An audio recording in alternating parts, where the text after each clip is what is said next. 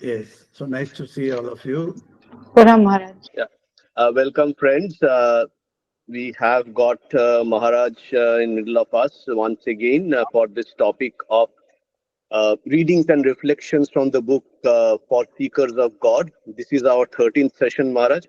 And at the beginning, Malovika, if you can please do the peace chant.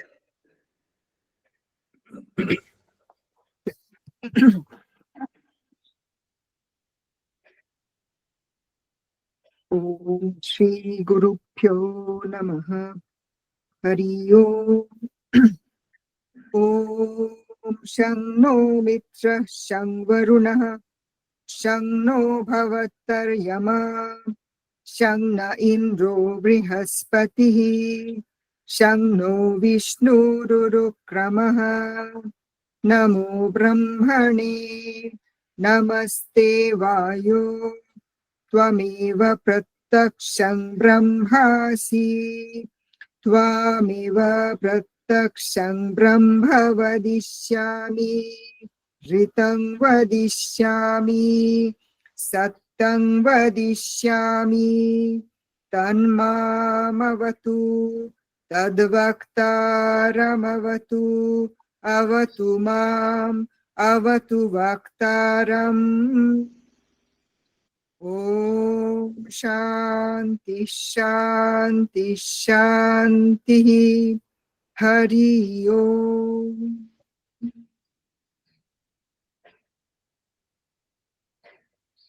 Thank you, Malovika. That was very nice. Maharaj, over to you, please. Thank you, Pritesh. Let us all begin as usual with our Guru Pranam. Om Akhanda Mandalakaram Vyaptam Yena Characharam Tat Padam Darshitam Yena Tasmai Sri Gurave Namaha Harihi Om. Om Namo Bhagavate Ramakrishnaya. With the Guru's blessings, let us start this session on readings and reflections from the book For Seekers of God. I request Prithvish to start reading. He has already given us a mark, a red mark he has given from where he is going to start. And the next page, 23rd page, another question has come. So before starting that question, he will stop there so that we can discuss these three paragraphs. Yes, please go ahead. Okay, Maharaj, Pranam Maharaj, and viewers, if you all want to switch on your videos, it will be good. It will be great to see all of you. Maharaj will like to see, I'm sure.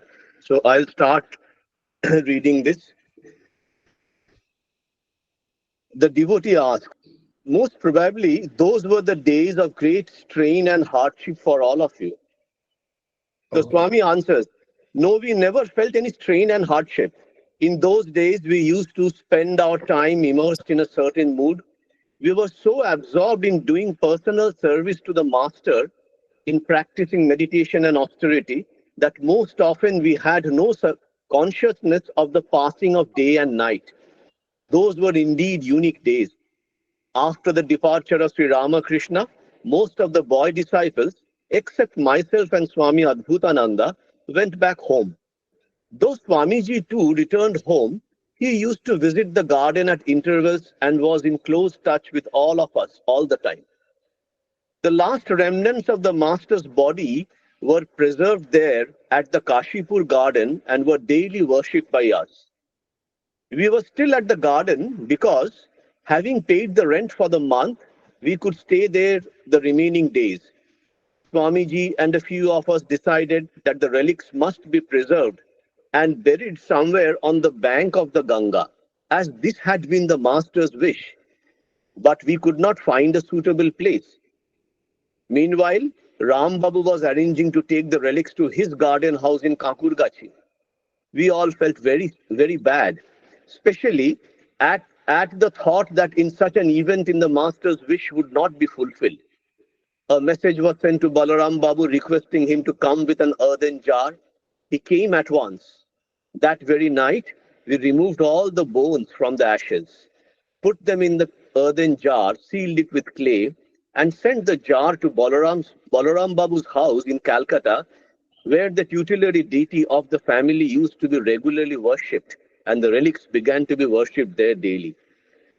Rambabu took the remaining ashes to Kakurgachi in the meantime. As we did not tell him anything about our removing the bones from the ashes, he was quite in the dark concerning it. The relics we kept then are now worshipped daily at the monastery here. Swamiji brought the casket containing the relics to the monastery ground, carrying it on his head. He used to call it the casket of Atmarama, one rejoicing in himself. He also called it by the he also called it by the same name. Yes. So, Thank you. That's a beautiful answer given by Swami Mahapurush Maharaj, Shivananji Maharaj, to the devotee who was continuing his previous conversation. The previous month we saw how Sri Ramakrishna attained Mahasamadhi and what was the condition at that time in the Kashipur garden house, and the description of the last day of his existence in this world. So with all that, we were very sad, Last month when I finished the class, I also felt as if today only Sri Ramakrishna has passed away. And he was with us and he just passed away. Like that I felt. So it was so sad to listen to the account of Swami Shivananji Maharaj. And because the disciples never thought that he has passed away. They all thought that he had just gone into samadhi. That was not a Mahasamadhi for them. So samadhi has gone. What is that? After 3 days also he will come down from the samadhi. That is how they were hoping after hope. But later on, when nothing was happening, they called Dr. Sarkar. Dr. Sarkar came. It was not the first time that Dr. Sarkar was seeing the samadhi of Sri Ramakrishna. From the Gospel of Sri Ramakrishna, we understand that Dr. Sarkar used to visit Sri Ramakrishna very often after he came to, not when he was in Dakshineshwar, but after Sri Ramakrishna was shifted to Kashipur garden house. And so many times he has come and he has checked Sri Ramakrishna during the samadhi. One time he kept his hand very near to his nose and he felt whether his swasa, his breathing was being done or not. And then he has done several tests when Ramakrishna went to samadhi. When Sri Ramakrishna came back from samadhi, that was an indication for Dr. Sarkar to believe in Sri Ramakrishna. Otherwise, he would have thought that he would have just either passed away like that, he would have declared. But no, because he thought he was dead to the outside world, but Sri Ramakrishna came back. So, after our class, one devotee raised a question to me that how did Dr. Sarkar finally declared that he was dead? Because he had come earlier also.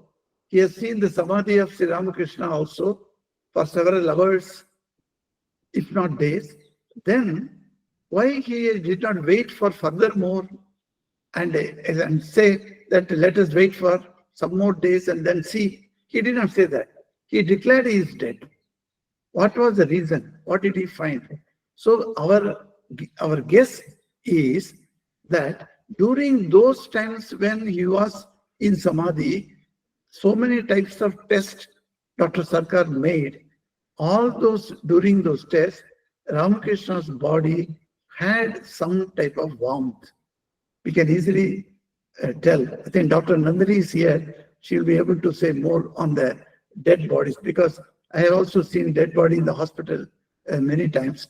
So the dead body becomes completely cold, as if it is kept in an ice box or in a fridge like that. So the body becomes cold.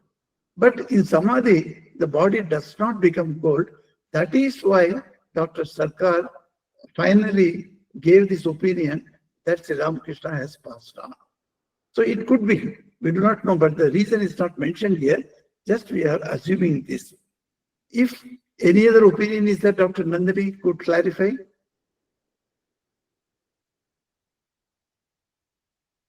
Okay. So now you see, this is after that continuation. He's asking, the yogi is asking. So those days, master and master's days have come. So is it that you are all under great strain and hardship?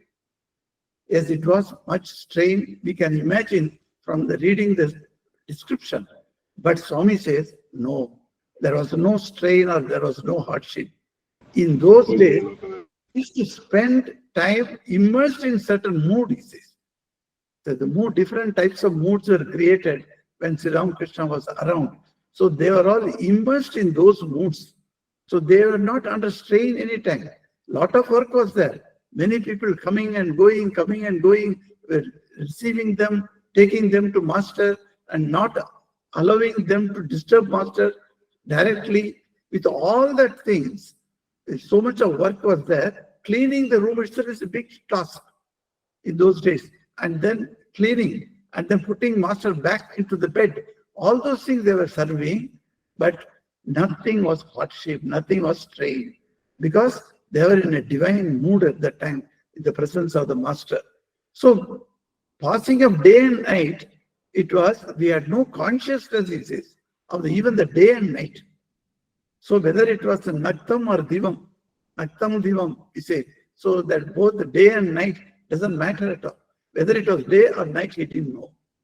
Such situations in our own life also we must have experienced, whether it was day and night. Suppose you are in once I went to, I was going to some country. On the way, at Dubai, I had to stop. And Dubai, I stopped. It was about 22 hours I had to stop. So they asked me, we are arranging a hotel for you. Will you go? I said, no, I will stay in the airport itself. So the airport itself, there is a beautiful chowki, like, where you can relax. So I was there. I didn't know whether it was day or night within the airport. So it was completely, all the time it was light, you see. So we didn't know, we didn't see any sun or anything. So it was like that. These people, our disciples, did not know what is day, what is night. So much absorbed in those moods. Those were indeed unique days. Why unique? Because that type of days was never repeated afterwards, was never there earlier. That Kashipur days, that's why he is calling them unique days. And then what happened after his passing away? So naturally, the house has to be emptied or vacated. So should we vacate immediately? Not necessarily. So Mitra was giving the rent. So Mitra Babu said, don't worry, the rent will go for some more days. So you all can stay there. The rent will, because you don't need to clear immediately. So Mahapurush Maharaj and Adbhutananda, Latu Maharaj, they stayed there. And then it went on. But here, another saga of Ramakrishna's life is being opened, I should say, by keeping the relics of Sri Ramakrishna. And the idea came to all of them, particularly Swamiji. Swamiji was very particular, though Swamiji was an Advaiti, and he is said to be completely merged in Brahman, etc. But you see how much importance he gave to the relics of Sri Ramakrishna. We can't understand how the relics have become so important for us. Can we make any guess? Because in our ancient times, from Vedic times, we find no such, the concept of keeping the relics of a dead man is found. In the Upanishads, you find no such concept has come. But do we find in the Puranic time? That also you don't find any such thing. But in our later days, that keeping the relic of a past person has gained a lot of importance. In the Bhakti movement, there is a place called Srirangam in Tamil Nadu. If you visit Tamil Nadu anytime, please don't forget to visit Srirangam. It is very near to Tiruchirappalli. So if you come to Tiruchi, you must go there. That Srirangam Still you have in 1137th year, Ramanuja Acharya passed away. Now 888 years are going on. His full body is maintained there. So relics means what you say? A part of the body, but even the full body can be kept as a relic. What to talk about a part of a body? We see that Buddha's body was not maintained, but Buddha's nails were cut by the disciples. Buddha's teeth was taken out, and before burning the body, they took out all these things.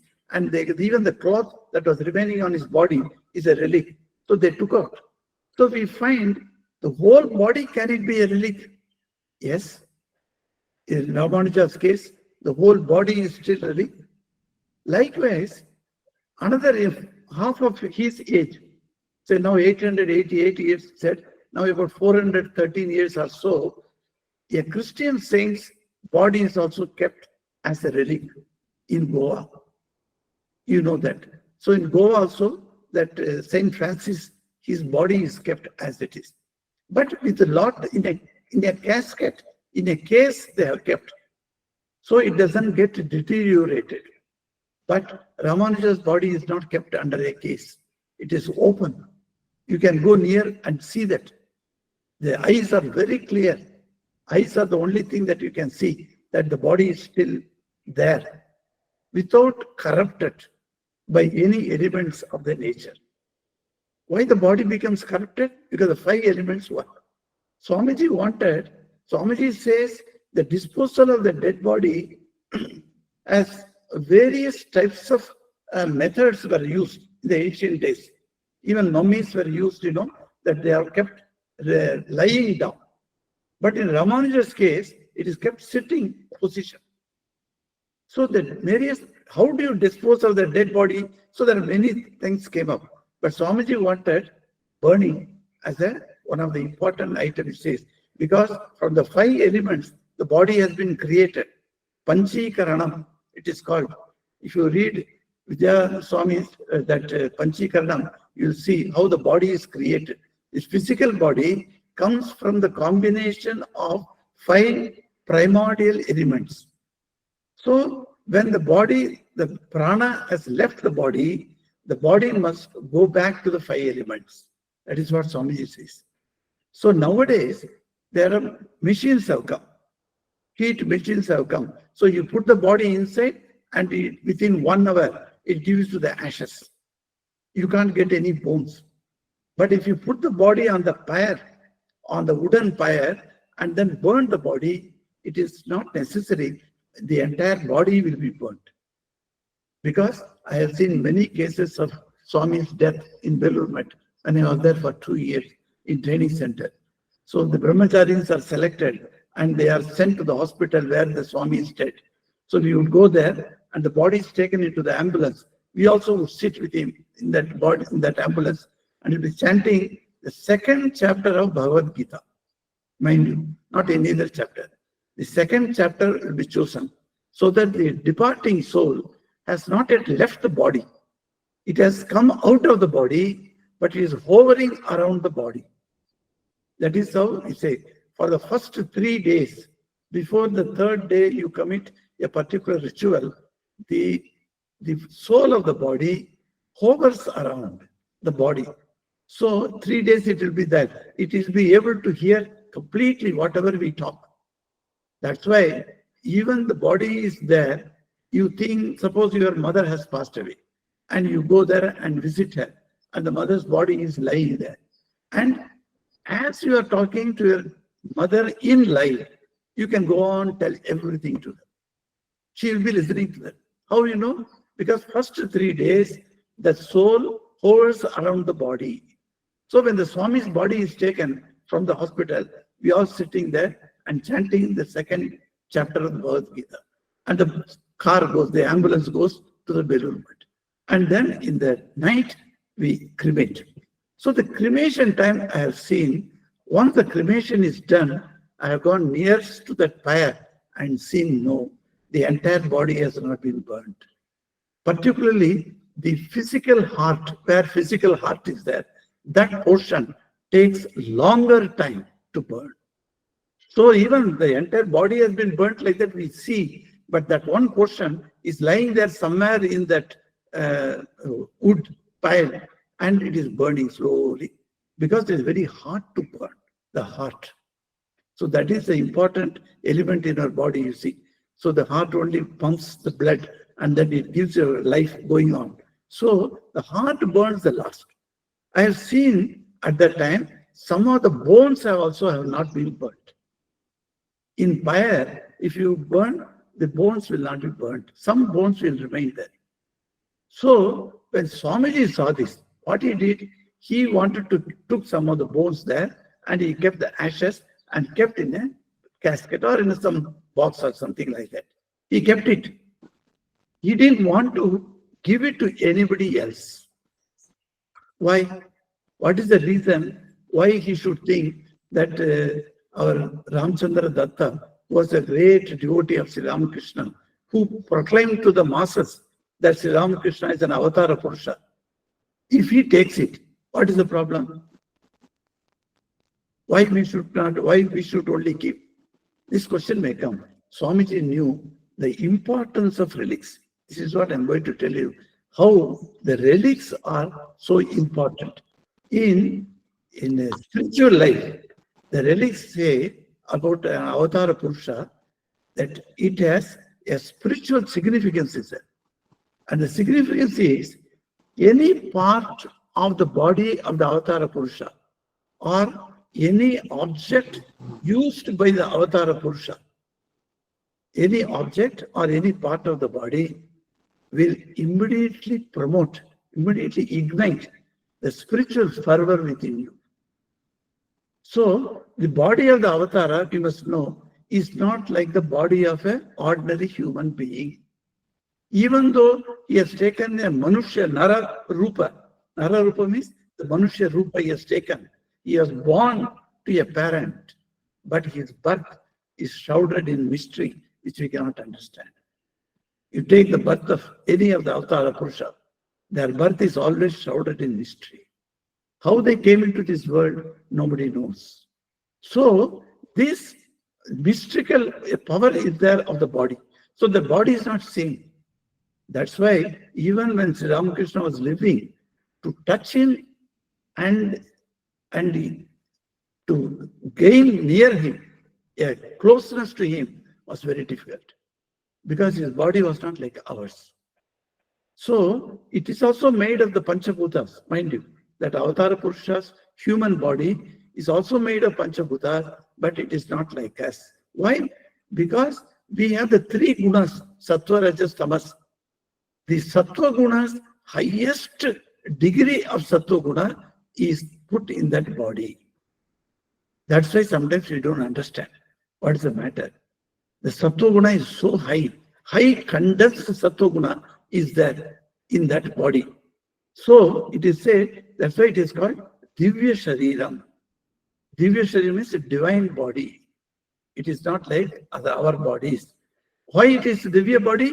Because the Chaitanya is there.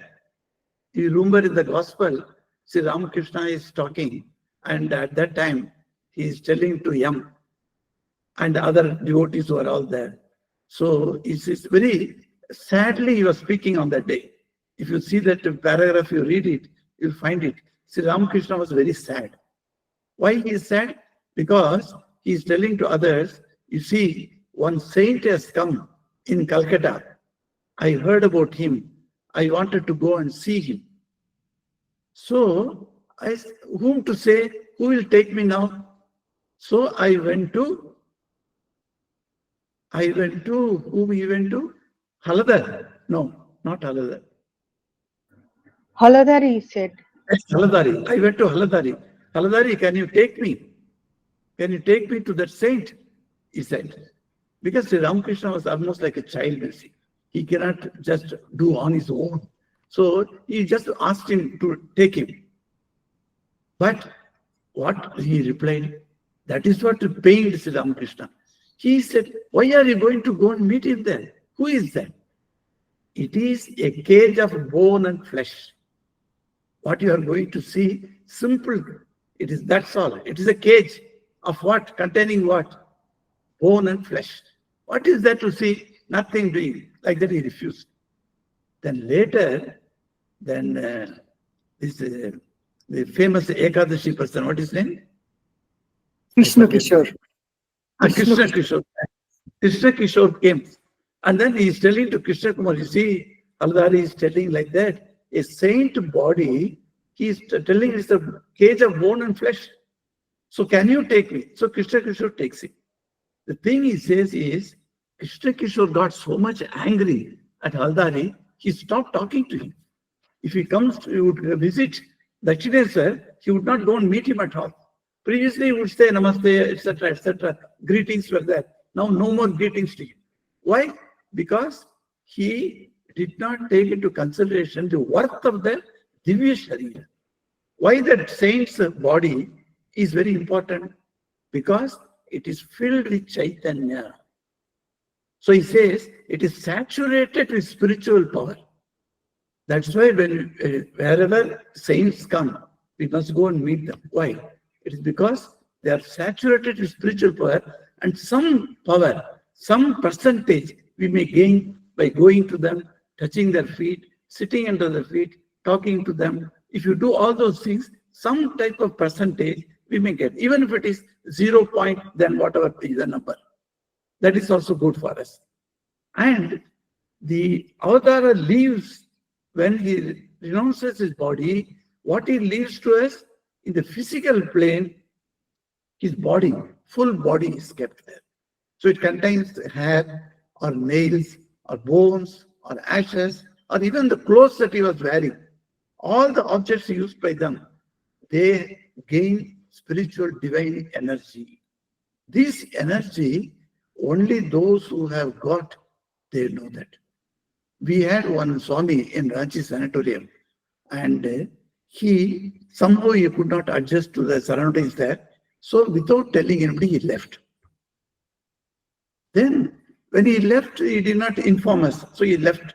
So we said, sometimes it happens, some Swamis do not adjust. So they leave the order. They go away.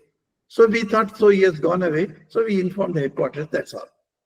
But what he has done was, his clothes he has bundled it and kept with a devotee. And in the devotee's house, the sannyasi's clothes are lying there. Oh, what a terrible, that person, the devotee, has continuously suffering from something or other in his family.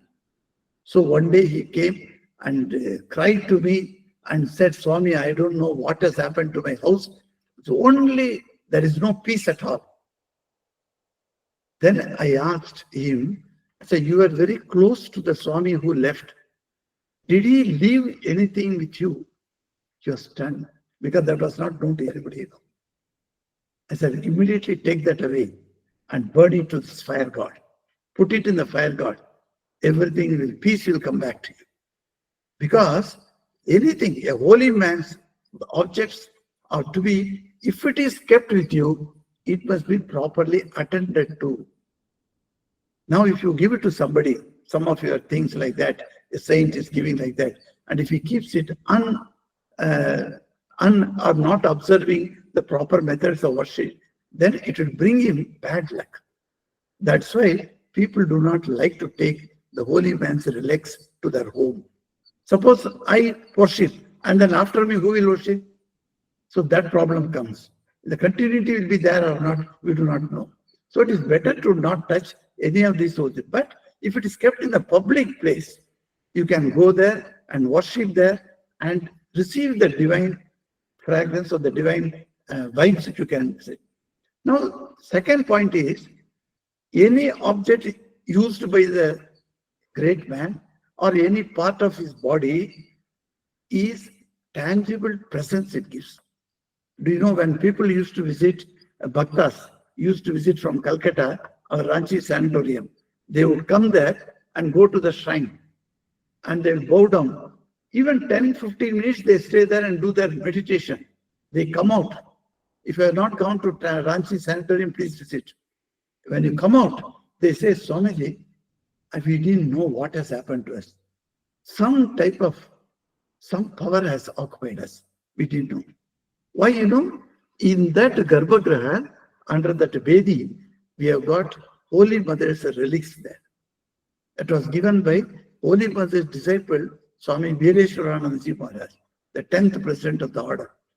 So when the Vedi was built, he gave some relics there and we put it there and made the Vedi. Vedi means the stand where Sri Ramakrishna's photo is kept.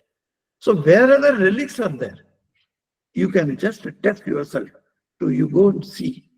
And there is a special power, a special is the eminence of special vibes come.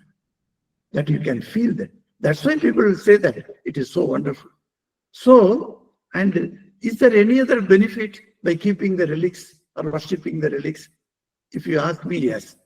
The relics are a pakka aid, pakka help, pakka assistance to our increasing our bhakti. The Shraddha and Bhakti comes up when you see something. Even your own fathers, if he is not there in the world, you see, he has used an umbrella. You tell the daughter, that umbrella you give me, I will give you 10,000 rupees. Will she give it? She will say, no. It is my father's umbrella. I can't spare this. Why can't she spare? It's only an umbrella. Just throw it. No. I cannot throw the umbrella. I cannot throw the pen that by which my father wrote. So many things are there. So you keep it to them. Why? Because there is a tangible presence of his in that object that he used. That's why it is kept. And the tangible presence will give you the memory, continuous memory of the presence of the divine being. But you can say, do you have any scriptural authority to say that these relics can be used? But as I said, in the Vedas, we don't find. The Upanishad time, we don't find. But you come to the Puranas and Itihas, there, the relics, as we are using it, a little differently being used in the Puranic time or in the Itihasa times. Best is Ramayana. Rama has not left his body. He has only moved his body from one place to another. But as a presence of Rama's being there, Bharata took the Padukas. You remember the story. How Bharat came and tried to convince Rama to take him back to Ayodhya. Ram said nothing to him. I have to fulfill my father's given word to my mother. I cannot make my father a liar. No, nothing doing. So Bharata asked him, okay, if you cannot come, give me your Padukas. And the Padukas, he took it on his head and he traveled up to Ayodhya and kept it on the Simhasana of Rama. And he, as a younger mantri, he was standing down below, and whatever decision he would take, he would tell that Padukas, oh Lord Rama, I am going to take this decision, please approve it. And then he would do that. That's how 14 years he ran the country, only with the Padukas. So some people make fun, the Ayodhya was ruled by Padukas, like that. So that is one of the type of relics you can find. And Buddha's relics, we all know that his Sharir Dhatu, it is called Dhatu. So it is kept in Sri Lanka. There is a separate temple is there. Those who have gone to Sri Lanka, they would have definitely visited this tooth temple, it is called tooth temple. You go there and you can see that they open it. There's a big basket is there. They bring it to the public and open it and show it. So that is there. Then in Gaudiya Vaishnava Mutt, if you go in Calcutta, there's a Gaudiya Vaishnava Mutt is there. There they show a box where Chaitanya's clothing are kept. You can see that even now today, if you go there, you can see that. Like that, Sri Ramakrishna's relics are also maintained. But the twist here is, Narendra wanted to be kept with himself only so that it can be, daily puja can be given. Because who knows what is the future? So what he did, he took major portion from the Asti and he kept a little portion only for Ramdatta. So when Ramdatta took that in Kakurgachi, it is kept under that. If in Kakurgachi you go there, you can also find that wonderful atmosphere, that divine energy, you can grasp that because the relics are there. So wherever mother's relics are there, you can see. So you can see mother's relics, apart from the mother's relics of hair and the nails, etc. But her whole body was burnt in that place. It was cremated in that place where now a temple is there. So the relics are very important, and for nothing, Swamiji, like a man who was full of Advaiti experience, he wanted these relics to be continued only for the benefit of the future people, future devotees who are coming to Sri Ramakrishna's name. We never saw Ramakrishna, but by his name only we have become attracted to Sri Ramakrishna. And how we are going to be raised in spiritual life? Only by, that's why Swamiji, thinking about the future generations, how broad heart he was. And he kept the relics. He kept, even today in Belmont, it is there. Of course, now nobody is allowed.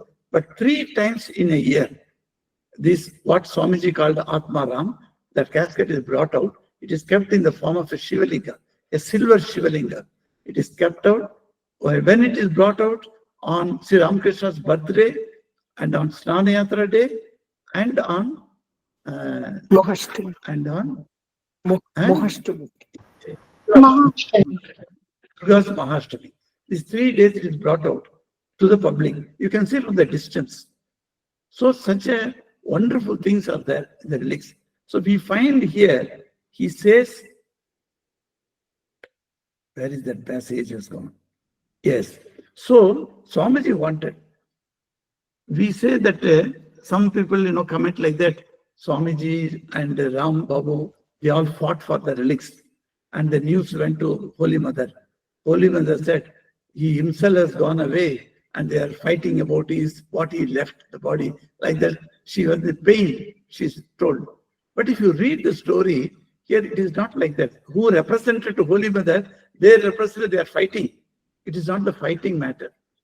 It was, he says, here we find the proof of that in Mahapurush Maharaj's statement. What it says, carefully you read this sentence in the second paragraph, last sentence. Swamiji and a few of us decided that the relics must be preserved and buried somewhere on the bank of Ganga. Exactly on the bank of Ganga. At that time, they never knew Belur is going to come up. Nobody knew. They were all the other bank of the Ganges. They were in the Calcutta, they were there. But in this part of the Ganges, exactly on the bank of Ganga, Sri Ramakrishna desired, he wanted his relics, his body should be buried somewhere, relics should be kept. As this had been the master's wish, so Ram Babu's place is not on the bank of the Ganga. That is why Swamiji was opposing that we can see that. Anyway, Ram Babu was a senior devotee who took care of these boys. So naturally they had to accept and give a portion of it to him, and he took it to Kakurgachi. That's a very wonderful thing. So this Atmarama, thinking of Atmarama itself gives us so much of blessedness, feeling of blessedness. How wonderful if we can go, if you remain on those 3 special days in Belur, please go and look at that. Only by mere looking that is enough, because the energy is flashing from that. All the 4 corners, the energies are coming, and you'll be feeling blessed. So, Pritish, you can stop here. Okay, thank you, Maharaj. So I am starting to read from then the next part. The devotee asks, did you ever see the master after his death? Swami answers, the Holy Mother had a vision of the master in Vrindavan. Be that as it may, I too went to Vrindavan in the meantime. Only Swami Adbhutananda and somebody else remained in the Kashipur garden. Swamiji used to go to Balaram Bose's home every day and was thinking and discussing which others, how to organize us all into the order. One day, unexpectedly, Suresh Babu came there and said to Swamiji, Brother Naren, last night the master appeared before me, saying, Suresh, my children are roaming about. What have you done for them? I have been very unhappy since. I have his words. Think and do something. I shall abide by whatever you do. Finding his wish fulfilled in such a strange manner, Swamiji was immeasurably delighted. He said, for some time past, I myself have been thinking about this. Very well, it would be well if we can decide on a house. What do you say? Suresh Babu readily welcomed the idea. They started looking for a house and in Baranagar finally discovered a two-storied building available for rent at 10 rupees a month. The house was very old and in the neighborhood had the reputation of being haunted, so that it was scrupulously avoided by all. Those who were at the Kashipur garden now moved to this new place. I too came down from Vrindavan. Seeing me, Swamiji said, Tarokda, I am glad you are here. I was just thinking about you. We have rented a place in Boranagar. Let us go there. From that time, we all started living there. In those days, all of us had intense longing for God realization. Spiritual, spiritual practice, austerity, worship, and study went on uninterruptedly, day in and day out. We lost even the sense of hunger and thirst. We used to have kirtana, group devotional singing, often with dancing. We would have such dancing sometimes that the janitor downstairs would be frightened lest the house collapsed. We were so happy in those days. Thus was laid the foundation of our order through the practice of spiritual disciplines, renunciation, and austerity. No, wonderful. So you can see that in the remaining portion of the talk, our Swami Mahapurush Maharaj clearly says how by strange coincidence things develop. How Suresh Babu was asked by Sri Ramakrishna in his dream, my boys are just lying, roaming about. Why don't you do something for them? And that time Naren also has been thinking of making. See, that is why the order took place. By the Suresh Babu has got a great role for the order to come into being. And we are all indebted to him even now. That because of him, that the Buddha, all these children came together and they all stayed together. And because of Swami Vivekananda. Vivekananda made all these brothers come. He used to go to their house and call them, come back to monastery, come to monastery. So in that way, they were all called. And it was so wonderful. So we find that the foundation of our order through the practice of spiritual disciplines, renunciation, and austerity was laid. So these three things, spiritual discipline, renunciation, and austerity, we must continue. Unless this is continued, the foundation will be shaken. So that's why in our order, all the senior Swamis tell the junior Swamis, please keep in mind, these three should be followed all the time. So as far as possible, according to the change of the time, you have these things, the implementation may change, but it doesn't matter. But this is our sutra. This is our original one. We have to continue with that. So the order is flourishing because of that. See, when people ask, Swamiji, you are here for so many years and then now you are being transferred. We feel so bad. Don't you feel bad like that? I said, if I say no, they'll be hurt. If I say yes, that is not truth. So what to say is a big problem. Then I say, see, wherever we are staying at the behest of Sri Ramakrishna's will. If Sri Ramakrishna thinks I should go to some other place, so who am I to oppose that? And who are you to oppose that? So let us accept Sri Ramakrishna's will with peace of mind. Like that I tell them. Because otherwise, how do you say that? Because there are, when you say that, yes, we don't care at all, we will go like that, you say, they will be hurt, devotees. So we have to say this. So we find that no attachment to any place. You can move from place to place to place, no attachment. Simply, you just move.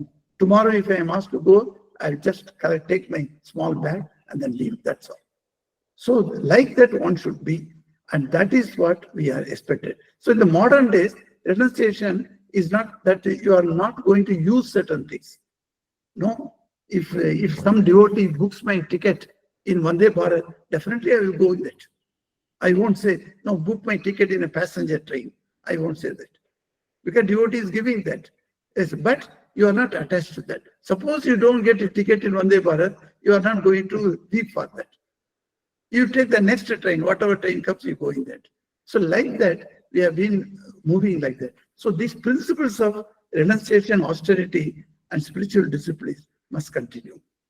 So this is the foundation of the order, he says. And it was laid on that day. What a wonderful idea it's got. So we can go for some discussion now. Another 15 minutes, Pritish. Maharaj, I have got a doubt because my guru has given his clothes and padajina to my mother. So I was keeping it, but the clothes I gave to another Swami because I may go at any time, so nobody is here. But padajina is here. I have framed it. So I can't have any worship and all that. What can I do for that? Yes, you can. Leave it. Yes, Radhama, you can do it. You can keep it also, no problem, provided you don't put it in the dustbin. Okay, Maharaj. Till my death. Till my death. Clean the frame, keep one flower in front of him. Like that you do it, like it's called puja, you know. Puja has got so many angas. So even offering one flower is enough. So keep it neat and clean. And as far as possible, keep with all the faith that his presence is there in front of you. So that is enough. So, But what example I gave you about Ranchi, that was, they did not keep it with so much of respect and honor. okay. That's Because why. I am in another institution, so it's Yes. very difficult. Yes. You want to separately puja, etc. I understand. I understand. Thank you, Radhama. And if any of you have any questions, please ask, and I will appreciate if you have a question, switch on your video. It will be great for Swamiji to see you. And if you are not talking, please go on mute, please. So, Pranam Chatterjee ji and Gaurav, you have a question. Chatterjee, Mr. Chatterjee, you go ahead. Yeah, Maharaj, just namaskar. The first thing I want to inform you, lot of sound. Ajesh Ruparin, please mute your. Ajesh ji, please mute your computer.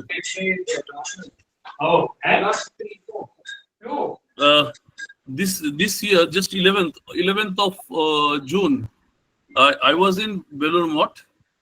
I had gone there during Snanjatra Puja, and I had a vision of this vision. I had a look at the Atmanam, this thing. Yes, and I took that Snan water also, and it was specially offered and all this. So that is the thing. Second thing I want to say is that you said about the Ranchi Santorium, but in Lucknow Math also, Maharaj, there is Holy Mother's here is there, I believe, and there is Prabhu Maharaj, same Prabhu Maharaj.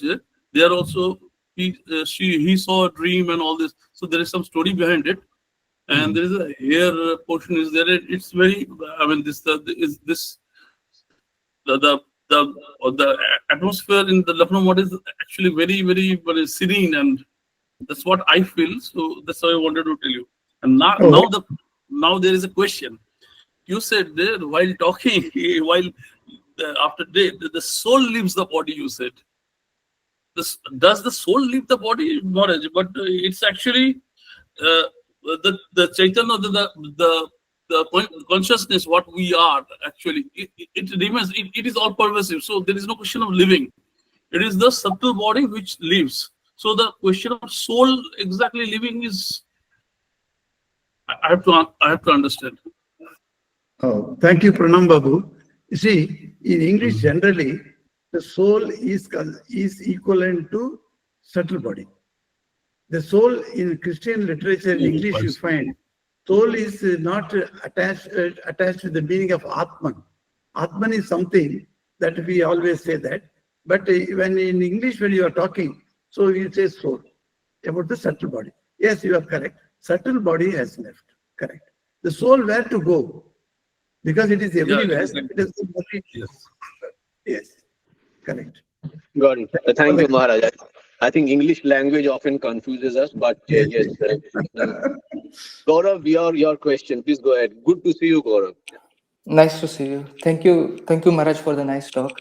I have two simple questions, Maharaj. Number one is, why specifically chapter 2 of Gita is read when the Swamis, leave the body? Like, what's the significance of chapter 2? And second question, Maharaj, is the Saint Francis body is preserved in Goa. You mentioned, is it the same Saint Francis of Assisi or different Saint Francis, Maharaj? Thank you, No. Maharaj. Yes, thank you.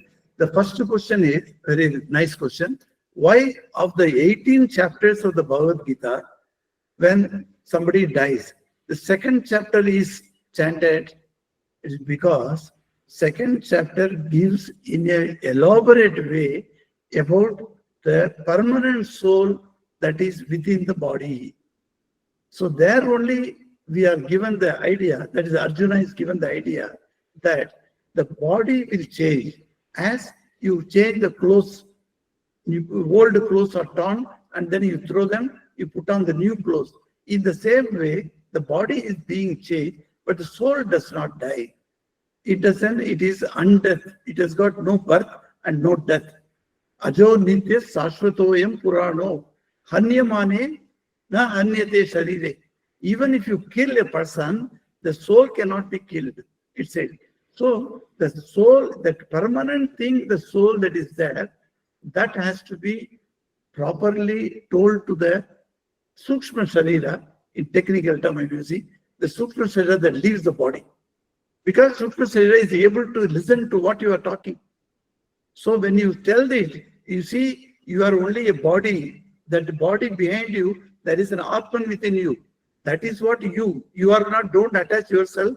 Now, so long that the prana was there working, you have been attaching yourself with the physical body. Now, when the prana has stopped functioning, you are now attaching yourself with the Sukshma body. That body you are not. You are Atman. To tell that, we have to chant that. And the remaining people who are all there, who are all grieving, oh, my father has gone away, my mother has gone away, my husband has gone away. To them also it should be told that don't grieve like that, because he has not gone anywhere. Only the Sukshma body has gone away. He is, as an Atman, is ever present. So in that way, solacing also happens. That is the first Thank question. you, Maharaj. Second question you said, what was the second question? Maharaj, the Saint Francis of Assisi's body, is it Saint Francis or some different? No, it is not Saint Francis of Assisi. So he was not a direct disciple of Jesus Christ. This is Saint Xavier, who came all the way to India, to the southernmost part of Kerala, and then he entered India. So he was taken to Goa, and he stayed in Goa for some time, and then he passed away. So this body is kept, of course, with a lot of bombs, where the BALM, they put that bombs and then cover the body and then kept it. So that is very nicely kept. I should say in the modern way they have kept it. So that also is about 500 years nearing now. Yes. Thank you, Maharaj. Pranam. Thank you, Maharaj. Thank you, Gaurav. We have Shaurabh Chaudhary. Shaurabh? Hi, this is Saurav here. Thank you. Am I audible? Yes. Continue. Okay. Maharaj, my question is like, you say it is like the soul departs the body, right? When the soul departs the body and we declare the person as dead, right? What exactly happens to the soul? Does it find another body, or it just keeps looking for a suitable body to enter again? I mean, what is the ultimate purpose of the soul, and what does it do once it departs one human body? Oh, thank you, Saurabh. That's a very good question. The very question Nachiketa asked Lord Yama in Kathopanishad has been raised by you today. But I'm not going to so detailed. Here, certain few concepts only we will see here briefly. One is, when we say in English soul, we do not mean the soul that goes to the heaven and etc. No, not that. We mean here the Sukshma Sharira. Because every Hindu believes there are three bodies we have. Three bodies. One is physical body, Sthula Sharira. Second is subtle body, Sukshma Sharira. And third is Karana Sharira, which is called causal body. These three bodies we have. The Sukshma body, within that Karana Sharira is there. That's why we say the Sukshma Sharira went away. The Sukshma Sharira went away along with the Karana Sharira. That you must keep in mind. Karana Sharira must be there till it is disposed of in the knowledge. When the knowledge dawns on, then only Karana Sharira can be destroyed. Till that time, the Karana Sharira will go on. Now we call it as a soul. Okay, whatever is there inside the body, it is soul. The soul has left. Means what? It doesn't assume the body immediately, because the soul has got certain karma and certain thinking, which is called bhavana, done while the soul had the body. So now all these things have to be categorized and kept separately for the soul in the next body to enjoy or to suffer according to his karma.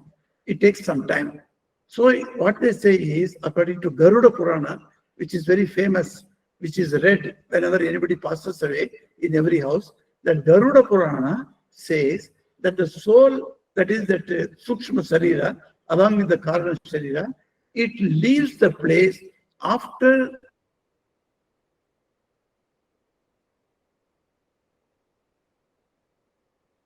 $60 according to,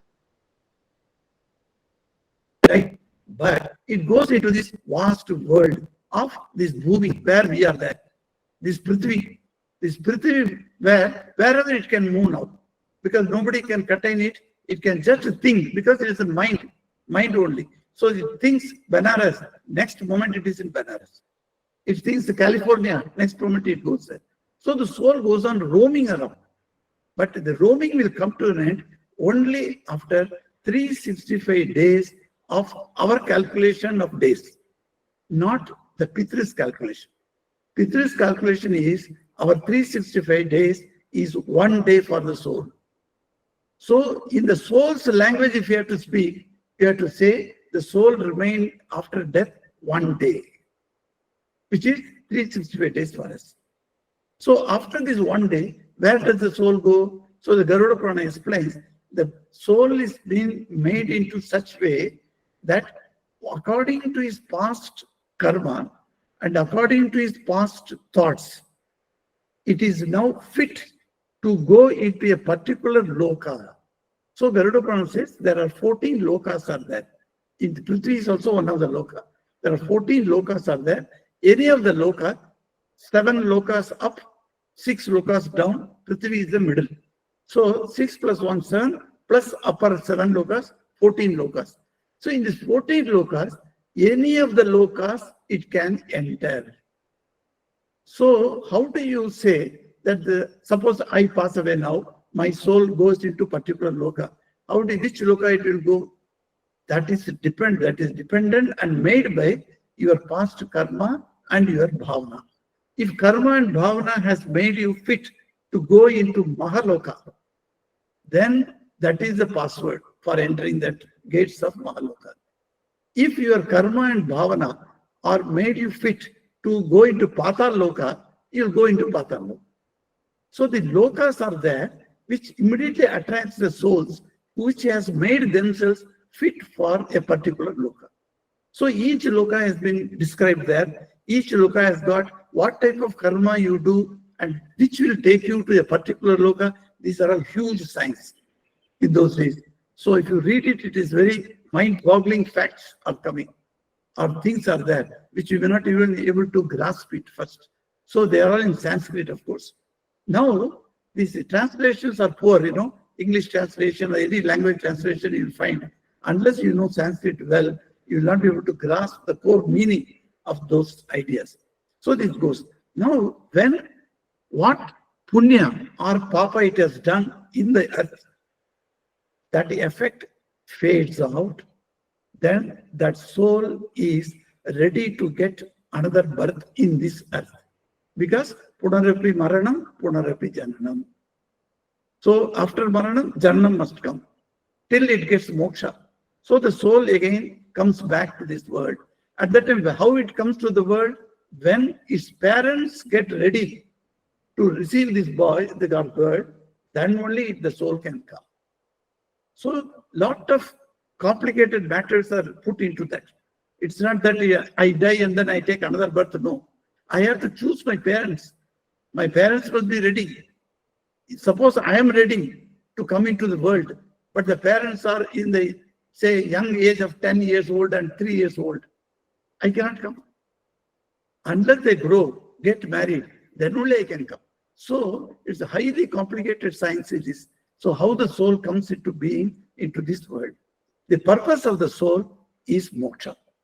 That is undeniably, indisputably, our Shastras have recommended to us and declared us, moksha is the ultimate freedom, is the ultimate, our present, our residence. We have to go to moksha.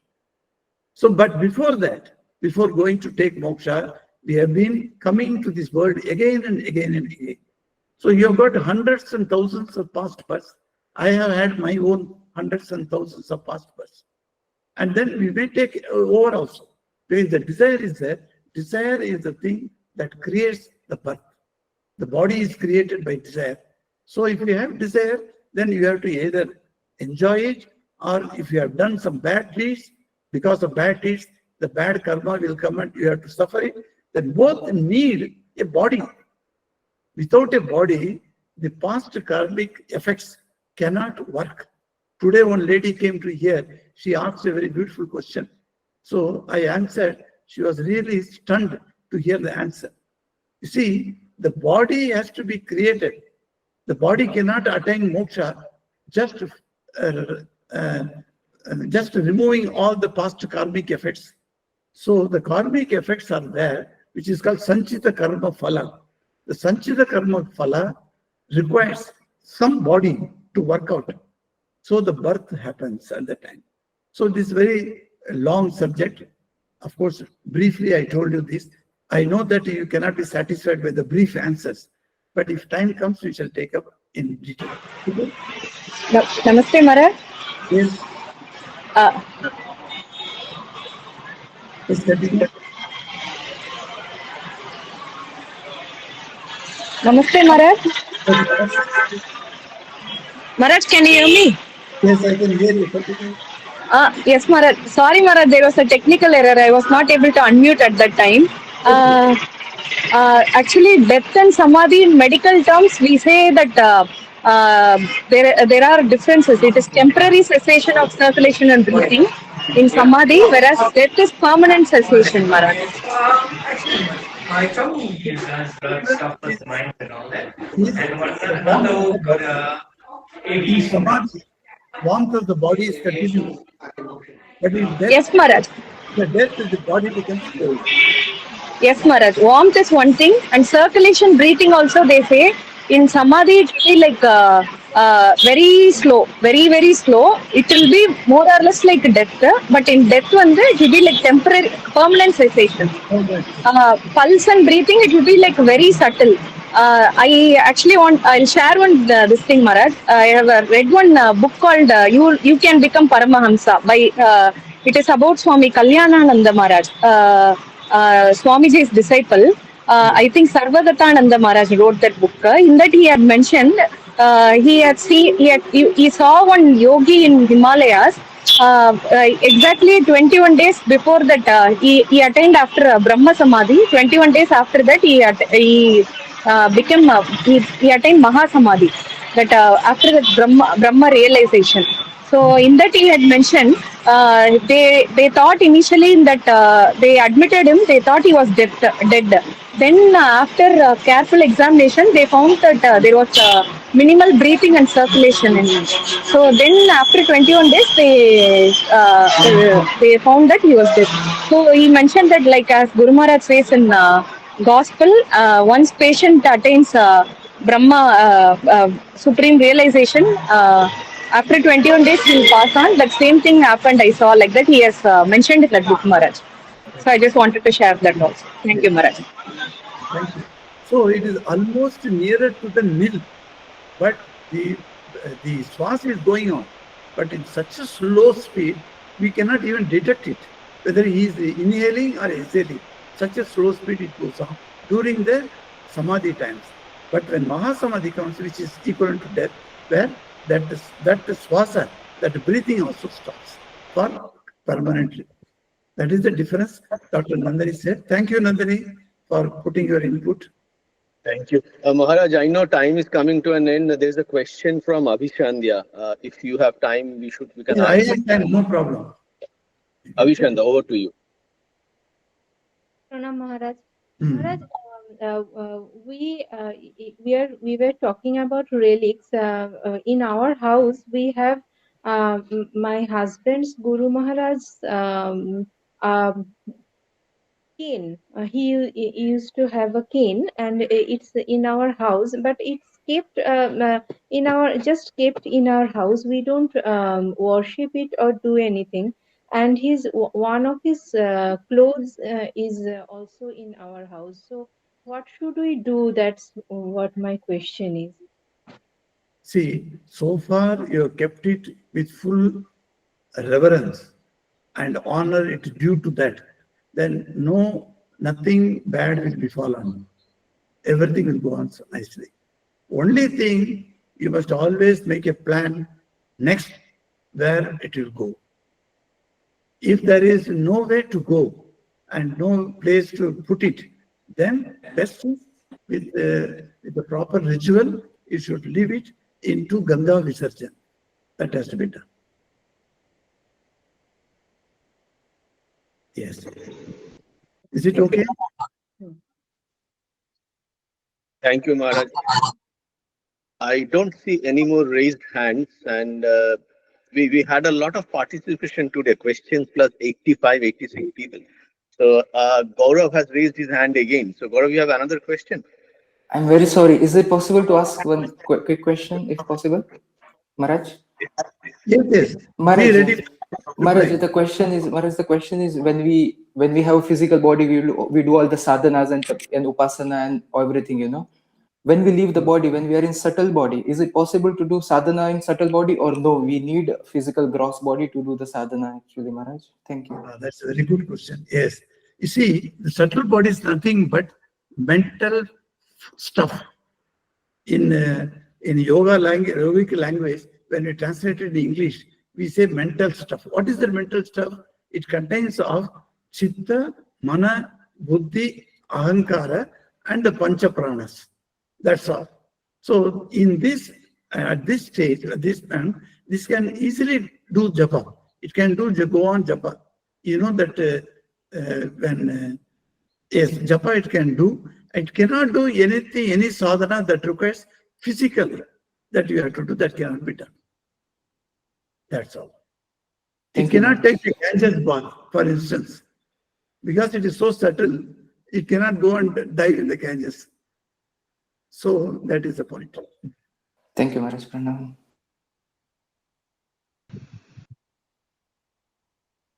No more questions, Maharaj. I think that was a wonderful session. Very deep questions, Maharaj.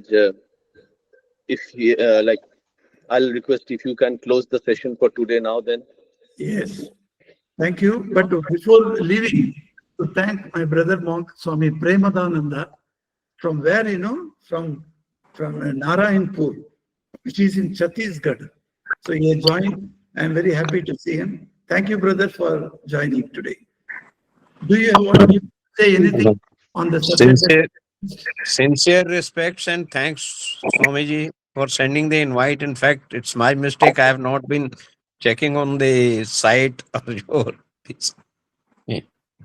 So it was nice interacting with you after such a long time. Not long, but say 7 months at least. Yes.